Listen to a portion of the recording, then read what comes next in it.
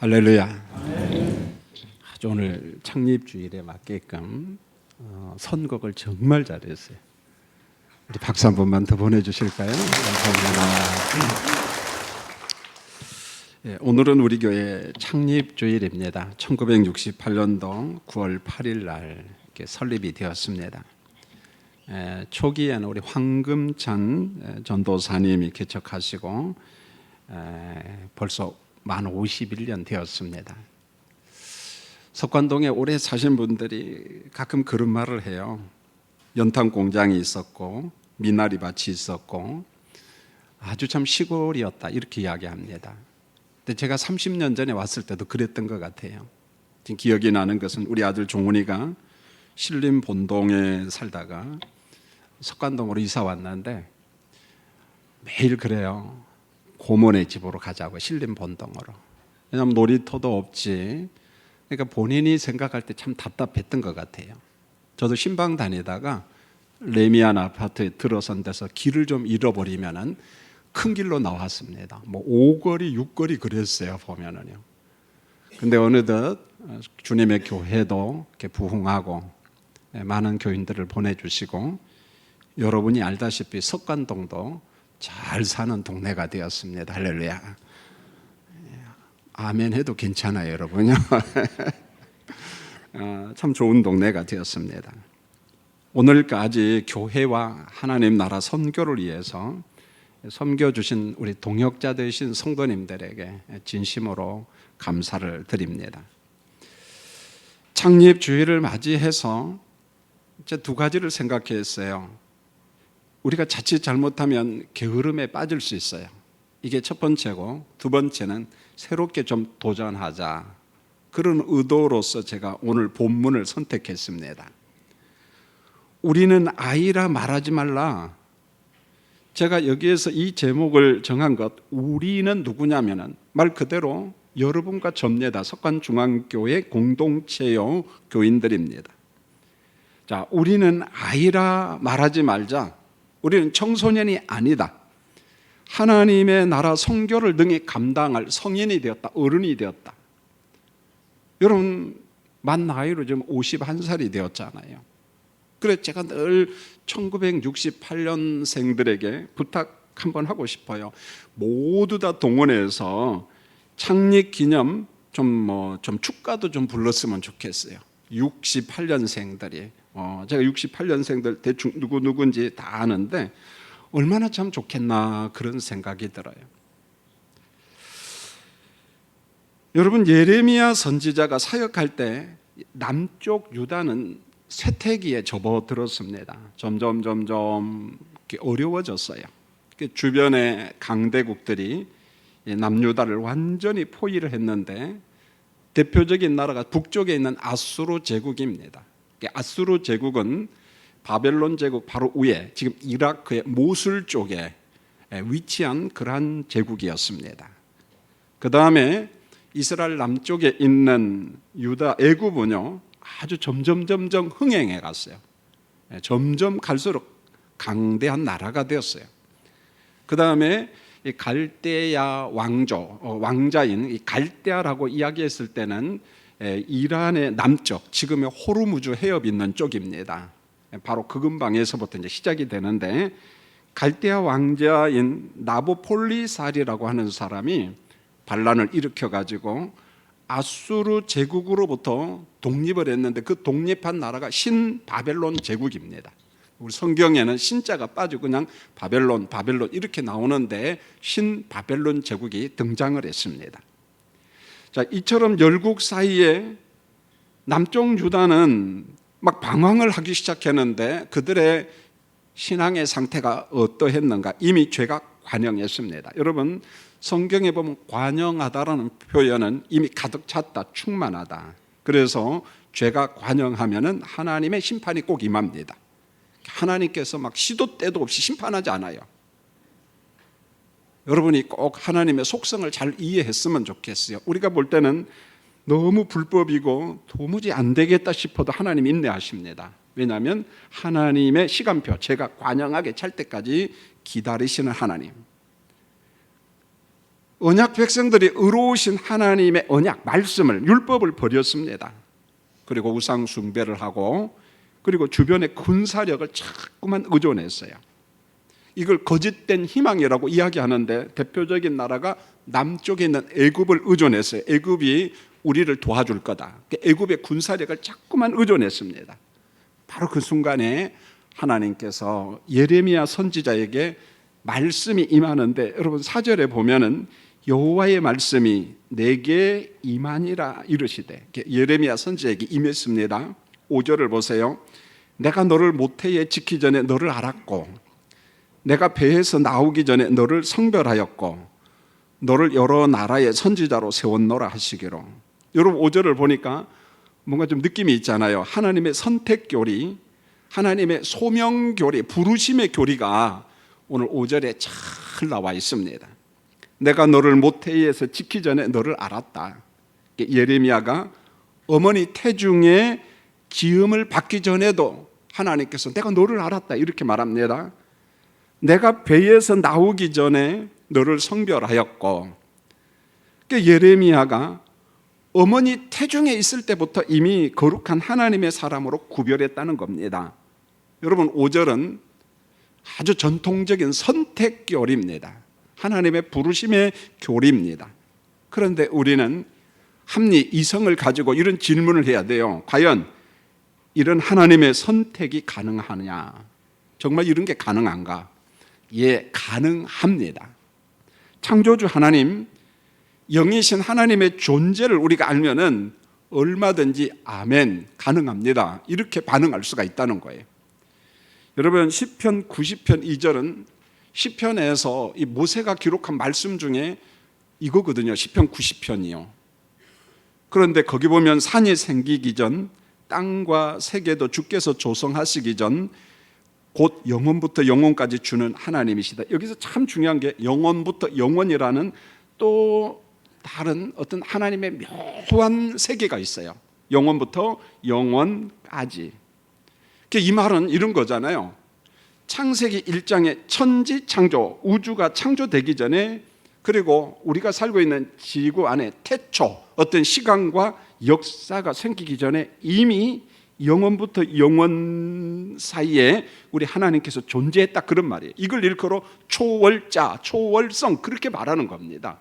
시간을 초월했다, 역사를 초월했다, 우주와 천지를 초월해 계시는 하나님, 그 하나님께서 선지자 예레미야에게 뭐라고 이야기하냐면은 모태에서 짓기 전, 모태에서 세상 밖으로 나오기 전, 어머니 태에서 출산하기 전에 얼마든지 예정과 선택, 소명, 부르심이 가능하다. 이게 바로 예레미야 선지자가 계시받아 기록한 말씀입니다. 가능하다. 여러분 이뿐만 아니라 세례 요한도 누가복음 1장 15절에 보면 모태로부터 성령 충만함을 받았다, 이런 말씀이 나와요. 모태, 어머니 태중에 있을 때, 어머니가 나를 임신하고 있을 때에 세례 요한은 성령 충만함을 받았다. 물론 예레미야 선지자와 세례 요한을 우리하고 자꾸만 동일시하면 좀 위험해요. 구속 역사에 아주 독특하게 부름받은 일꾼으로 쓰임을 받죠. 아주 독특한 구속사의 일꾼으로 쓰임을 받아요. 그럼에도 불구하고 우리가 보편적으로 이 말씀을 우리에게 적용할 수가 있는데요, 이런 겁니다. 자, 결혼과 함께 자녀를 가지기 전에 우리 부모님들은 하나님의 은총을 구해야 되는데 이렇게 해야 돼요. 모든 성도님들이 임신 전에 기도를 해야 되고, 임신 중에도 기도를 해야 되고, 태중에 있는 아이를 위해서 기도할 때 이렇게 기도하시면 돼요. 성령님, 내 태중에 있는 어린 아이를 다스려 주시고 그 심령 안에 성령님 충만하시라고. 아니 목사님 뭐 아기나 잘 자라게 해주시고 건강하게 해주세요, 그 기도도 해야 되지만은 성령의 임재가 충만한 태중에 복중에 있는 우리 아이가 되게 해주시라고 부모님들, 특별히 어머님들이 그 기도를 해야 됩니다. 그렇게 기도해야 될 책임이 있다는 거예요. 그리고 하나님의 나라를 위해서 쓰임받는 우리 자녀가 되게 해주시라고. 저는 어제 돌예배를 2군데 드렸어요. 우리 임명철 장로님 손녀딸 아무도 안 부르고 목사님만 와서 예배 드려주라고 그래서 제가 가서 예배를 드렸습니다. 그리고 저 부천에 가서 우리 손태숙 권사님 손자 또 돌예배를 제가 드렸습니다. 거기도 우리 몇 교구 교역자만 가서 예배를 드렸어요. 제가 강조한 게 그거였어요.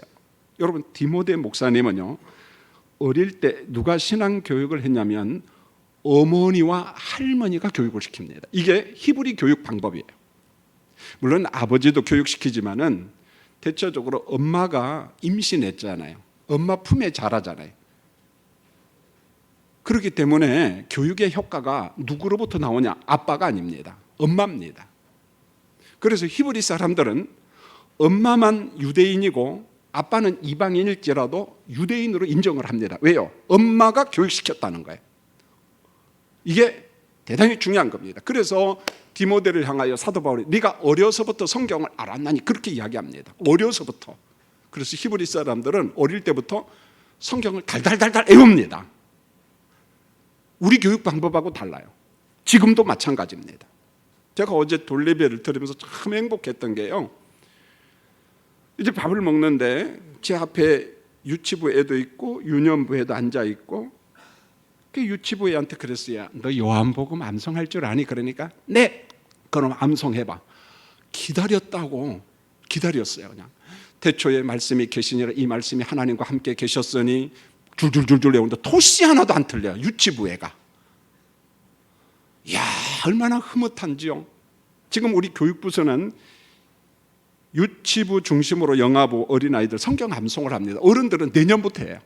물론 지금 시모 집사님들은 합니다. 아주 시모 집사님들이 굉장히 힘들어합니다. 왜요? 외우면 뒤돌아서서 다 잊어버리거든. 그러되 오세요. 외워야 됩니다. 이게 신앙교육이에요. 내가 어려서부터 성경을 알았나니, 이 말은 어려서부터 하나님의 말씀을 암송했다는 말입니다. 말씀이 우리를 지켜줘요. 사랑하는 어머니, 아버지, 할머니, 할아버지, 우리 부모님들, 우리 집에 있는 어린 자녀가, 태중에 있는 어린 자녀가 성령의 통치받는 자녀 되도록 기도해 주시기를 주님의 이름으로 축원을 드립니다. 이게 교회가 해야 될 일이고 이게 바로 신앙교육입니다.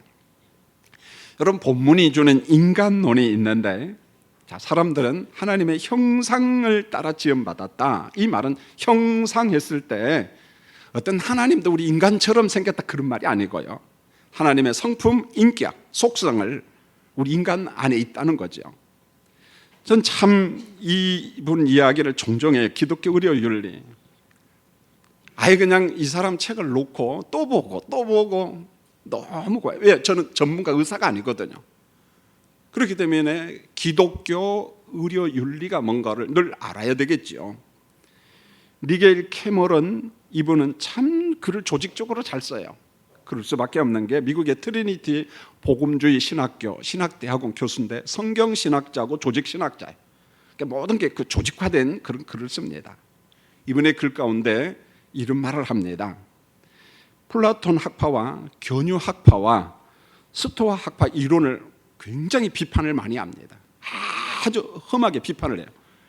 왜 비판을 하면 이 사람들은 병든 자들의 자살을 허용합니다. 그러니까 몸이 아픈 사람, 병든 사람은 자살해도 되고 어떤 경우에는 그 안락사 시켜도 된다, 노골적으로 그렇게 이야기합니다. 그러니까 니겔 캐머런은 막 비판을 하죠. 고대 의사인 히포크라테스는 너무너무 존경합니다. 그리고 피타고라스 학파도 존경을 하죠. 심지어는 아리스토텔레스나 그 다음에 에피쿠로스 학파도요, 죽음에 대해서, 자살에 대해서 방관합니다. 죽고 싶으면 죽고 네 마음대로 하라, 그런 말이죠. 보면은 여러분, 우리가 잘 아는 것처럼 플라톤 하면은 이미 요한복음 설교를 통해서 제가 수없이 이야기했는데 철저하게 이원론자예요. 영은 선하고 육은 더럽다. 그래서 이 세상을 대칭 구조로 봐요. 위, 아래. 위는 본질이라는 거예요. 아래는 모조품이라는 거예요. 위는 가짜고 아래는 모조품. 위는 진짜고 아래는 뭐예요? 가짜라는 말입니다. 그래서 여러분, 플라톤 철학하고 불교 교리하고요 거의 흡사합니다. 그래서 가짜 세계는 병들고 노화 연상이 오고 죽음이 온다. 그래서 가짜 세계에 사는 사람 아래 땅에 사는 사람들이 이데아의 세계, 진짜 세계에 갈 수 있는 것은 철학적 지식이 있어야 된다. 이 사람들은요 자살을 갖다가 인정합니다. 아니 지지해요. 교류학파는 많이 들어보지 않았을 거예요. 여러분 예배당에 오면은 별 학문 다 배워요. 교류학파. 이 사람들은 금욕주의자고 고행주의자들이에요. 무슨 말이냐면 우리 인간의 욕망을 강한 의지로 가지고 짓누르면은 그게 곧 행복이다. 그래서 먹는 것을 간소하게 먹어요. 조금. 그리고 걸식을 합니다. 그래서 철학자 그림이 나올 때 국어를 하는 철학자가 나오면 거의 견유학파예요. 그래서 우리의 욕망을 강력하게 짓눌러서 그걸 절제해야만이 그게 행복이다. 그렇게 주장해요. 스토아학파는 성경에도 나오니까 알죠. 이 사람들도 금욕주의자입니다. 그리고 이성을 신으로 생각하는 사람들이에요. 그런데 이 사람들이 한결같이 강조한 게 뭐냐? 병든 자의 자살, 몸이 허약한 자의 자살, 안락사를 허용해요. 여러분 이들 외에도 헬라에는 많은 철학이 있잖아요. 그리스 사람들, 그리스 철학자들이 버려도 되는 이때 버려다는 거 죽어도 되고 안락사 개념이에요. 버려도 되는 인생을 셋으로 구분하는데 첫째, 출생 전 낙태가 가능하다. 그러니까 엄마 태중에 있을 때는 낙태 상관없다는 거예요. 우리나라도 그걸 요즘에 합법화했는데 사실은 성경은 그건 안 돼요, 여러분.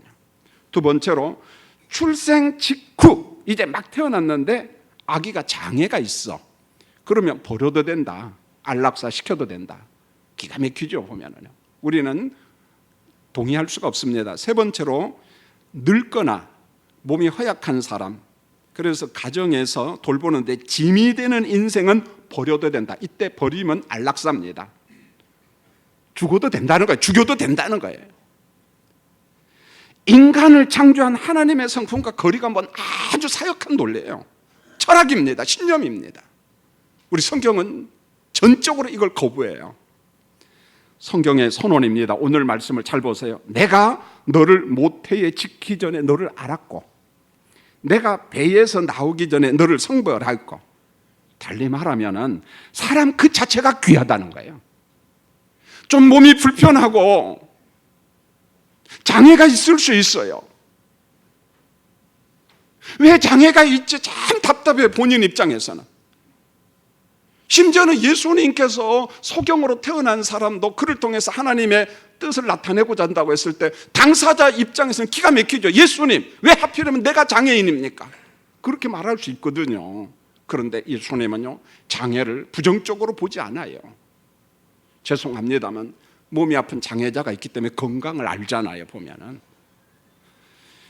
여러분, 오늘 말씀에서 사람 그 자체가 귀하다. 몸이 아파도 귀하고 그 사람이 경제적으로 가난해도 귀하고, 저는 이렇게 말씀드리고 싶어요. 연세가 많으신 부모님이 치매가 오고 노화연상이 와요. 참 돌본다는 게 너무 힘들어요. 여러분, 우리는 요양원에 보내는 것을 부정적으로 보면 그렇지 않아요. 자식들이 일이 해야 되는데, 그러나 요양원에 부모님이 가 계셔도 돌보고 돈을 갖다 보내고, 여러분 그것도 효도예요. 저는 오늘 말씀을 드리고 싶어요. 인간이 가장 귀할 때가 어디냐? 조금은 힘들지만은 옆에서 부모님을 돌보고 장애인 자식을 돌보고 그를 섬긴다는 게, 그게 참 귀한 헌신이라는 거예요. 혹시 여러분 가정에 몸이 불편한 사람이 있습니까? 하나님 왜 그렇습니까? 이런 질문은 던질 수 있지만은 그 자체도 귀하고 존귀한 사람입니다. 참 그렇게 연약한 사람을 돌보는 여러분들을 칭찬하고 싶고 감사하고 싶고 잘하고 있다고 지지하고 싶어요. 예레미야 선지자는 부름 앞에서 자신을 부정해요. 6절을 잘 보세요. 내가 이르되 슬프도소이다. 주 여호와여 보소서 나는 아이라 말할 줄을 알지 못하나이다. 여기서 슬프다 이 말은 거룩하신 하나님을 인생이 만났어. 그러면은 두렵고 떨려. 그래서 구약시대 때는 영이신 하나님을 인생이 만나면 그 인생은 살았어요? 죽었어요? 죽어요. 모세도 죽는 줄 알았습니다. 슬프도소이다라고 하는 말은 나 같은 죄인이 거룩하신 하나님을 만났다니, 이거 굉장히 지금 황송하고 죄송하고 그런 말입니다. 그 다음에 나는 아이입니다. 이걸 문자적으로 나는 어린아이다, 그 말 아닙니다. 여러분요, 우리가 다 알겠죠. 부족합니다, 그런 말이에요. 청년 에레미야가 호소를 하는 겁니다. 하나님, 나는 아이라서 부족해서 이 격변기에 있는 유다의 정치가 왕족, 귀족, 제사장, 선지자들을 제가 도무지 감당을 못하겠습니다. 내 실력 가지고는 저 뺀질거리고 하나님을 떠난 저 사람들을 난 감당 못합니다. 나 어른들 상대할 수가 없습니다. 여러분, 여기서 말을 못한다라고 하는 뭐 언변의 실력이 없다 그런 말이 아니에요. 지식이 없다 그런 말 아닙니다. 여러분, 에레미야요, 굉장히 똑똑한 사람이에요. 능통한 사람입니다.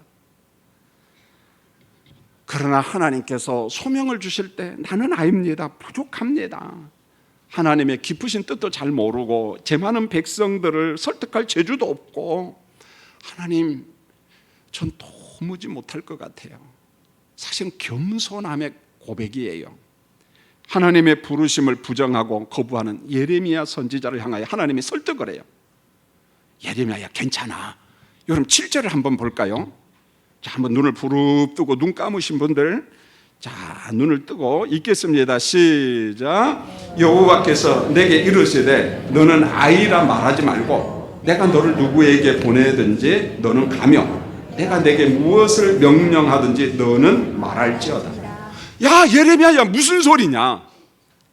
너는 아이라 말하지 말라. 왜 그런 말을 해?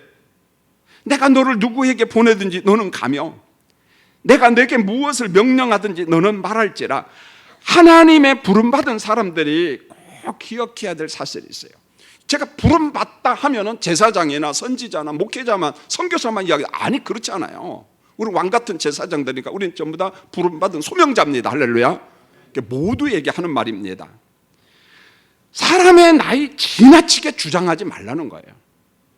여러분 절대 오해하지 마세요. 여기 김 목사는 형제가 참 많아요. 그러다 보니까 어릴 때부터 자연스럽게 나이에 대한 질서가 제 몸에 체질화돼 버렸어요. 그래서 우리 형님 또래는 형님으로 대우합니다. 누님 또래는 누님으로 대우합니다. 그게 제 마음속에 훨씬 편합니다. 훨씬 편합니다. 그러니까 사람의 나이를 전 무시하지 않는다는 거예요, 여러분. 사람의 나이가 참 중요하죠. 그렇지만은 소명 앞에서는, 부르심 앞에서는 너무 지나치게 나이 탓 좀 하지 말자, 그런 말이에요. 소명 앞에서는. 그 사람의 신분의 높고 낮음도 소명 앞에서는 너무 주장하지 말고, 남녀의 성별도 너무 주장하지 말고, 직업과 학문의 유무도 너무 주장하지 말고, 여러분 석박사 학위 받으면 좋지요. 그러나 하나님의 소명 앞에서 그것도 너무 주장하지 말고, 하나님의 부르심을 받았다, 우리가 좀 소명을 1순위에 두자는 거예요. 하나님이 나를 불렀구나. 하나님이 나를 장로님으로 세우고 권사님으로 세우고 시모집사님으로 세우고 주일학교 교사로 세우고 나를 불렀구나. 소명을 먼저 생각하자는 거예요. 소명을. 하나님의 소명자 성도들이 기억할 순서가 뭐냐면은, 개인의 불편함이 있겠지요. 어려움도 있을 줄 압니다. 그걸 뛰어넘어 소명을 먼저 좀 생각하자는 거예요. 이게 하나님께서 예레미야에게 주신 말입니다. 혹시 가는 길에 어려움이 있고 재난이 있으면 예레미야야 걱정 마, 내가 너와 함께하마. 그게 8절에 나오거든요. 여러분 8절도 같이 봅니다. 시작. 너는 그들 때문에 두려워하지 말라. 내가 너와 함께하며 너를 구원하리라. 나 여호와의 말이니라 하시고, 이렇게 말. 너는 그들 때문에 두려워하지 말라. 이 그들이 예레미야를 너무너무 힘들게 했거든요. 내가 너와 함께 할 테니까 너무 그들 때문에 두려워하지 말라. 여러분 예레미야 선지자가 걱정하는 사람이 누구냐면 8절에 그들인데, 그들이 누구냐면은 하나님을 경배하는 대신에 우상 숭배하는 족장들, 거짓된 제사장과 선지자들, 그리고 다수의 백성들, 이들이요 신실한 예레미야 선지자를 얼마나 핍박하고 괴롭히는지요. 감옥에 가두고요, 땅굴 속에 던지고 몽둥이로 때리고 얼굴을 막 따귀를 때리고 별수모를 다 당했어요. 이 무리들, 이들만 보면은 정말 가슴이 벌렁벌렁거리고 참 불편한 사람들이거든요. 하나님이 재차 설득합니다. 9절을 잘 보세요. 여호와 하나님이 거룩한 손을 내밀어 선지자 입에 대고 입술에 대고 하나님의 말씀을 선지자 입에 두고 말씀을 내가 너한테 주마. 10절을 보세요. 예레미야 선지자는 남쪽 유다만의 선지자가 아니라 여러 나라 왕국의 선지자인데, 여러분 10절을 잘 보면 건축 용어하고 농사 짓는 용어가 다 나와요. 여러분 한번 읽어볼까요? 10절 한번 읽겠습니다. 시작. 보라, 내가 오늘 너를 여러 나라와 여러 왕국 위에 세워 내가 그것들을 뽑고 파괴하며 파멸하고 넘어뜨리며 건설하고 심게 하였느니라. 내가 너를 통해서 뽑을 건 뽑고 심을 건 심고, 우상 숭배하고 제약된 백성들은 내가 파괴해버리고 건물을 파괴하듯이, 그리고 내가 세울 건 세우고 내가 너를 쏜다는 거예요. 넌 소명자라는 거죠. 여러분 유럽의 유적지의 특징을 보면은 대부분 이태리, 그리스, 터키, 우리가 이런 유적지를 가잖아요. 근데 허물어진 유적지는 거의 우상 숭배하던 신전들입니다. 거의 다 무너졌어요. 다 무너졌습니다. 여러분 하나님께서 선지자에게 이야기합니다. 그러나 예레미야야, 회개하고 돌아오면은 하나님이 다시 심고 다시 세울 테니까 걱정하지 마. 여러분 본문에 나는 아이입니다. 자, 1차적으로는 정말 겸손한 고백이에요. 저와 같은 목회자가 이러면 정말 좋겠어요. 아이고 나는 부족해서 목회 못합니다. 그런데 제가 오늘 이 설교를 하고자 한 게 아니고 반대편, 나는 아이입니다 이 말을 하면서 겸손을 과장한 척하면서 자꾸만 변명하고 자꾸만 도망가고 핑계대고 게으름을 피우는 사람, 그런 사람을 제가 조금은 견지하기 위해서 이야기를 하는 거예요. 주일학교 교사나 연말이나 연초 되면은 교육자들이 참 어렵잖아요. 교사 좀 하시자면 나는 못 배워서 못한다. 많이 배운 사람 누가 있습니까 여러분요? 난 말을 못해서. 말 잘하는 사람 누가 있습니까 여러분? 난 시간이 없어서. 누구는 뭐 시간이 남아 돌아가서 합니까 여러분? 그런 핑계 대지 말자는 거예요. 석관중앙교회는, 석관중앙교회에 출입하는 여러분과 저는 아이가 아니라는 거예요. 이제 우리 교회는 하나님의 일을 찾아서 해야 될 어른이라는 거예요. 어른. 교회적으로 체계가 잡혔거든요. 할 일은 너무 많습니다. 여러분 예배 드리는 것만도 참 고맙지만 이제는 여러분의 은사 재능이 필요합니다. 선교가 벅차고 전도가 벅차고 재정이 좀 들어간다 할지라도 하나님이 기뻐하시는 사역이라면 그것 가자는 거예요. 가라 이거예요. 가라. 주님이 말씀합니다. 하나님이 가라면은 여러분도 가고 저도 가고 우리 석간중앙교회도 가고 한국교회도 가야 됩니다.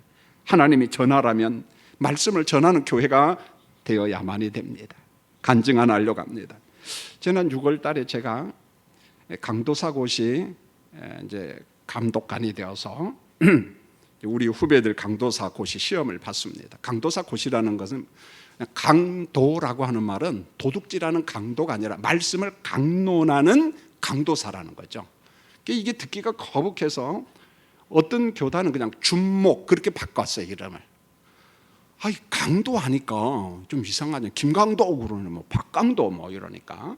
말씀을 전하는 사람. 그래서 대학 4년 졸업하고 대학원 3년을 마치고 군대 갔다 오고 그러면은 이 강도사 고시를 보고 또 목사 고시를 보는 거예요. 이 강도사 고시가 좀 참 힘들어요 사실은. 제가 이제 시험 감독을 하고 감독 이제 면접을 해야 되는데, 제가 그 시험 볼 때 그 리스트를 쭉 보니까 제가 감독하는 데는 재수생, 삼수생, 사수생까지 다 모였더라고요. 사수생 하면 나는 시험 안 보고 그냥 다른 데로 가버릴 것 같아. 근데 대단한 사람이 돼. 재수생, 삼수생, 사수생. 그런데 연세 많은 분이 시험을 봐요. 옷도 남루하게 허름하게 입고.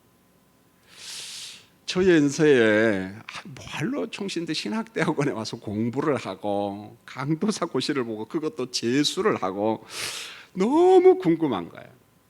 나머지 시험지를 다 제출하고 나가는데 그분은 종칠 때까지 있어요. 그래서 마음이 너무 짠하잖아요. 그냥 걱정하지 마시고 계속 답안지 작성을 하세요. 답안지 작성 맨 마지막까지 이제 시험을 봅니다. 이제 면접할 때 목사님 4명이 있고 강도사 후보생들이 이제 있는데 면접을 쭉 가는데 면접하면 이제 자료가 옵니다. 그 사람의 신상 자료가. 이름을 보니까 이애희의 이름도 참 안 잃어버려. 이애희이며 1951년생 고려대학교에서 학사, 석사, 박사학위를 받고 강원대학교 사범대학교 교수, 학장, 대학원장을 하고 거기에 지금은 명예교수 써놨어요. 제일 잘하는 게 뭐냐면 중국어라고 써놨더라고요. 중국어는 통역을 해요, 이분이요. 그래서 이걸 쭉 보고 이제 면접관들이 이분한테는 뭐라고 질문해야 하냐. 면접관 목사님들을 보니까 제가 제일 우리 후배가 한 명 있더라고. 제가 1958년생, 한 선배는 1962년생 영주에서 오신 목사님, 인천에서 오신 분 사람 저보다 6살 좀 더 많고. 근데 이분이 우리보다 다 나이가 많아. 그러니까 4명이 앉았어요. 김 목사 뭐라고 물어봐요. 아이고 선배님들 나도 뭐라고 물어볼지 모르겠다고. 그런데 이분이 이렇게 왜 신학을 하고 강도사가 되고 목사가 되려고 합니까? 목사 안수 받으면 은퇴해야 돼 이분이요. 이게 뭐하러 왔는지 이해가 안 되는 거예요. 여러분 상식적으로 안수 받고 은퇴식을 해야 되니까. 그런데요 이분이 이야기를 하더라고요. 그래서 참 귀담아 들었어요. 저는 어릴 때 너무 가난했습니다. 그래서 시골에서 먹고 살 방법이 없어서 15살에 무작정 서울로 올라왔습니다. 공부가 너무 하고 싶어서 독학으로 공부를 했어요. 그리고 교수가 되고 이제는 은퇴를 하고 연금도 많이 받습니다. 너무 가난하게 살았기 때문에 돈 쓸 줄을 몰랐다는 게 돈을 많이 모았다는 거예요. 그런데 어느 순간부터 가난할 때 자기 모습이 자꾸만 보인다는 거예요. 자기가 그렇게 가난할 때. 그리고 아마 이분이 북한도 좀 갔다 왔던 것 같아요. 중국, 몽골을 돌아다니면서 고아들이 자꾸 눈에 들어오는 거예요. 외면하려고 하지만은 성령께서 자꾸만 이혜희 교수야 저 고아들을 좀 섬겨라. 대한민국에는 국가에서 섬기고 다 하니까 이들을 네가 좀 섬겨야 되지 않나? 너 중국어 잘하지 않느냐? 계속 그 음성이 들려오니까 그냥 일반 교수로서 집사 장로로 가도 되지만은 내가 늦었지만 신학을 좀 공부해야겠다. 그래서 대학교 교수님이 대학원장 할 때 충신대 신학대학원에 와서 이제 신학을 공부를 하고 그리고 하는 말이 내가 고아를 좀 섬기고 정말 저 돈 좀 쓰고 싶어서 여기 왔습니다. 돈 쓰려고. 돈을 못 썼어요 그동안. 자기가 그래요. 나 돈 많이 모았다는 거예요. 그리고 신학을 했습니다. 교수님의 간증에 감독관들이 아무 말도 못했어요. 재수한테 꼭 합격하시기 바랍니다. 그냥 감동에 갔어요. 근데 저는 그 교수님을 좀 알았어요. 그분을 세례해 준 사람이 장덕호 목사라고 안암제일교회 장성춘 원로 목사 앞에 목사님이 장 목사님한테 세례를 받았구나. 그래서 면접을 하고 나갈 때 이 교수님 저 석간중앙교회 김기선 목사고 안암제일교회에 제가 임시당회장 15개월째 했어요. 홍민식 교수 아시죠? 홍민식 교수도 고대 학사, 석사, 박사나고 강원대 교수죠. 우리 친구죠. 예, 저도 압니다. 교수님 그동안 공부하느라고 힘들으셨죠. 꼭 합격하시고 교수님의 뜻을 이루셨으면 좋겠어요. 그러면서 손을 꽉 잡고 서로 기뻐했습니다. 결론입니다. 우리는 아이가 아니라는 거예요. 한 영혼을 살려낸 사명자. 제가 전자에 이야기했어요. 부름받은 우리에게는 각자만의 은사가 있고 재능이 있고 자기가 가장 잘하는 게 있어요. 정말 자기가 가장 잘하는 것. 그 방법을 가지고 이웃에게 전도 좀 하고 복음도 좀 전하고 욕도 좀 한번 먹어보고 예수 믿으세요. 예, 교회 갈게. 그런 사람 별로 없습니다. 예. 별소리 다 합니다. 야, 우리 윗집에 예수쟁이는 보니까 못된 짓은 다 하더라. 그러면은 그렇죠. 저도 원래 못됐는데 예수 믿고 이렇게 조금 변했답니다 하면서 좀 복음을 전하고. 여러분, 우리가 인생 의미 없이 살다가 죽으면 안 되잖아요. 죽으면 천당 갑니다. 왜 그렇게 시간이 잘 갑니까? 벌써 60, 70, 80 죽을 날이 다가오잖아요. 뭐 하다 왔어? 그러면은 우리 좀 주님 앞에 주님의 나라를 위해서 좀 일 좀 하다 왔습니다. 좀 한마디 해야 되지 않겠습니까, 여러분? 정말 간곡히 부탁합니다. 여러분과 저는 부름받은 소명자로서 석환중앙교회는 예수님 오실 때까지 할 일은 딱 하나밖에 없습니다. 하나님의 나라 선교예요. 그걸 위해서 교회가 존재합니다. 교회 크게 졌다? 하나님이 뭐라고 이야기했어요? 그게 뭐가 중요하냐? 선교 센터로서 필요하죠. 그러나 중요한 것은 본질이에요. 십자가 복음을 전하는 겁니다. 저의 동역자 되신 우리 장로님들, 권사님들, 시무집사님들, 사랑하는 성도님들, 청년들 정말 감사합니다. 주님의 일을 좀 했으면 좋겠어요. 내년 2월 달에 우리 미얀마 단기 선교 갑니다. 필리핀 넘치는 교회 예수 중심교회 단기 선교 갑니다. 그 주간에 한 45명 정도 보내려고 합니다. 제 마음은 그 주간에 우리 교인들 다 갔으면 좋겠어요. 저 혼자만 여기 있을 테니까 좀. 사랑하는 성도님들, 나는 아무것도 못합니다. 아니요, 가서 중보 기도만 해줘도 돼요. 가서 우리 청년들 사역할 때 좀 반찬도 좀 놔주시고 좀 기도도 좀 해주시고 좀 그렇게 해주시기 바랍니다. 우리는 아이가 아니에요. 여러분, 우리는 모두 다 소명자입니다. 찬송가 한 장 부를까요? 323장 부름받아 나서니 몸. 여러분, 생각 없이 부르지 마시고 정말 고민이 돼요. 이 찬송 부를 때마다 참 부담스럽고 난 어떻게 해야 되느냐 이런 마음이 있어요. 반주 부탁하고 찬양 부탁합니다. 우리 같이 부르죠. 나를 불러주신 주님 앞에 우리 소명을 확인했으면 합니다. 부름받아 나서니 몸 어디든지 가오리라. 괴로우나 즐거우나 주가 따라 가오리니 어느 누가 막으리까. 죽음이 늘 막으리까. 어느 누가 막으리까.